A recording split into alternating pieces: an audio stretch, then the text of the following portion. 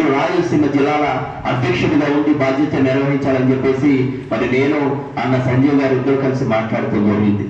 మరి అన్న టిఎం రమేష్ గారు యువకుడు, ఉత్సాహవంతుడు, మాదిగ సమస్యల పట్ల, దళిత సమస్యల పట్ల పూర్తి అవగాహన. మన యొక్క పోరాటం ఏంటంటే వర్గీకరణ అనేది మాదిగల యొక్క చిరకాల ఆకాంక్ష, మన బిడ్డల యొక్క భవిష్యత్తును నిర్దేశించేది. కాబట్టి వర్గీకరణ ఆకాంక్షను మనందరూ కూడా ఖచ్చితంగా సాధించుకునే కార్యక్రమం చేయాలి.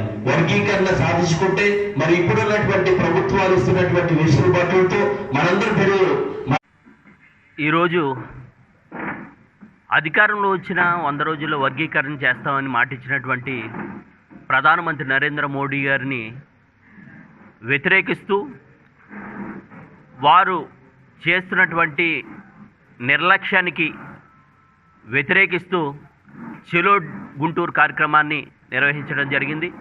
ఆ రోజు రాష్ట్ర బీజేపీ కార్యాలయము